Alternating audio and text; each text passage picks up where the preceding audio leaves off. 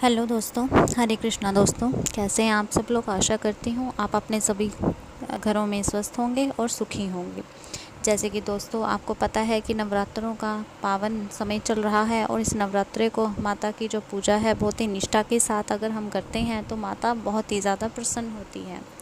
तो अगर नवरात्रि में किए जाने वाले आप मेरे बताए हुए ये छोटे छोटे उपाय करते हैं तो इससे माता आप पर बहुत ही आशीर्वाद बरसाती है। तो मैं आपके सामने इस चैनल में आज ऐसा ही एक वीडियो लेके आई हूँ जो कि आप नवरात्रि में किसी भी एक दिन करते हैं तो आपको इससे बहुत ही फ़ायदा होने वाला है। तो आप मेरे चैनल डेली उपाय में आप सब लोगों का स्वागत करती हूँ। आइए बढ़ते हैं उपाय की तरफ।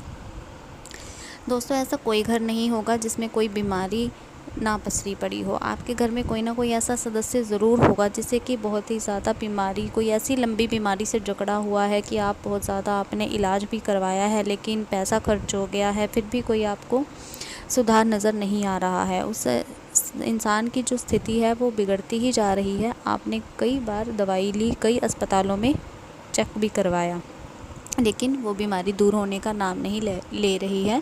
और घर में जो बीमारी है ये भी हो सकता है कि किसी एक इंसान को ही, फिर दूसरे को, एक की ठीक होती है दूसरे को हो जाती है, मतलब घर से बीमारी जाने का नाम नहीं लेती। तो इस बीमारी की जड़ को दूर करने के लिए अगर नवरात्रि में आप किसी भी एक दिन माँ जगदम्बे के याद करते हुए ये उपाय कर लेते हैं तो आपके घर में नवरात्रि के 9 दिन के मात्र उस बीमारी का नाश हो जाएगा। तो ये उपाय आपको करना कैसे है दोस्तों। इस उपाय को करने के लिए सबसे पहले आपको जो चीज़ें लेनी है, पहले तो उपाय में यूज़ होने वाली सभी साफ़ सुथरी और अच्छी होनी चाहिए, टूटी फूटी नहीं होनी चाहिए। तो सबसे पहले आपको लेना है एक लोटा, जिसे जल का पात्र बोल देते हैं, कलश बोल देते हैं। ये आप किसी भी धातु का ले सकते हैं, स्टील का, तांबे का, जो भी आपके पास अवेलेबल हो। इसमें कोई भी कन्फ्यूज़न वाली बात नहीं है। बस ये है कि आपको अपने घर से ही सारा सामान लेना है। ये नहीं कि आस पड़ोस से आपने लिया, उपाय के लिए यूज़ किया और फिर इसे वापस कर दिया, तो फिर वो उपाय काम नहीं करता है।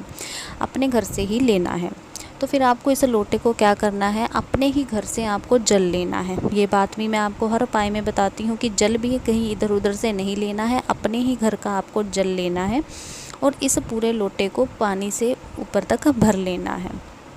जब आप इस जल को इस लोटे से, मतलब इस लोटे में आप पूरा जल भर देंगी तो अगर उसके बाद आपको क्या करना है, वो अपने हाथ में लोटा लेकर आपको अपने सारे घर में, अपने घर में जितने भी आपके कमरे हैं, अगर आपका डबल स्टोरी हाउस है तो ऊपर के कमरों में भी आपको जाना है। ये नहीं कि सिर्फ पहली मंजिल ग्राउंड फ्लोर पे आप कमरों में चले जाएं, नहीं, आपको सभी कमरों में जाना है। सिर्फ आपको टॉयलेट या बाथरूम छोड़ने हैं। आपको बाकी सभी कमरों में, पूजा रूम में, जितने भी अपने घर में रूम है वहाँ पर आपको इस जल को लेकर जाना है और माँ जगदम्बे का मन में स्मरण करना है। और हाँ, उस कमरे को तो बिल्कुल भी नहीं छोड़ना है जहाँ पर जो व्यक्ति लंबी बीमारी से जूझ रहा है उसका कमरा है, तो वहाँ पर भी आपको, उस कमरे में भी आपको ज़रूर जाना है। कोई कमरा नहीं छोड़ना है सिवाय बाथरूम और टॉयलेट्स के।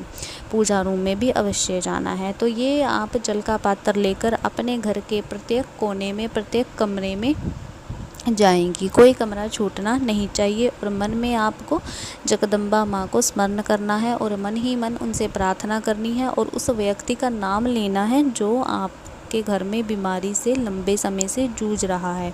ये बात आपको याद रखनी है। जब भी आप घर में ये जल लेके घूम रही होंगी तो मन में आपको जगदम्बे माँ का स्मरण करना है और साथ ही उस व्यक्ति का नाम लेना है जो बीमारी से जूझ रहा है। जब आप घर के अपने चारों कोनों में इस जल को एक बार लेके घूम लेंगी, हर जगह, हर कोने में, कोई कोना छूटना नहीं चाहिए।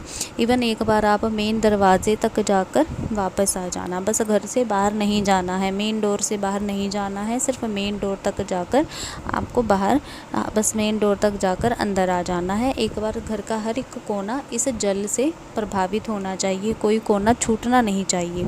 और हाँ, और ये भी ध्यान रखना है कि इसमें से जल लेकर आपने छिड़कना नहीं है, बस मटके में जल लेकर आपको घूमना है कमरों में, ठीक है ना दोस्तों।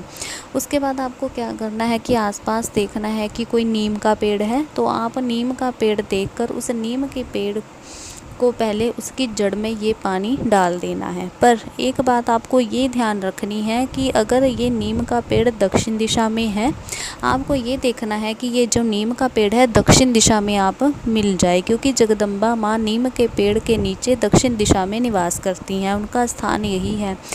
अगर आपको दक्षिण दिशा में लगा हुआ नीम का पेड़ मिलता है तो दोस्तों इससे अच्छी तो कोई बात ही नहीं है। माँ की आपको असीम कृपा तभी मिल जाती है जब आप पानी जड़ में डालेंगी।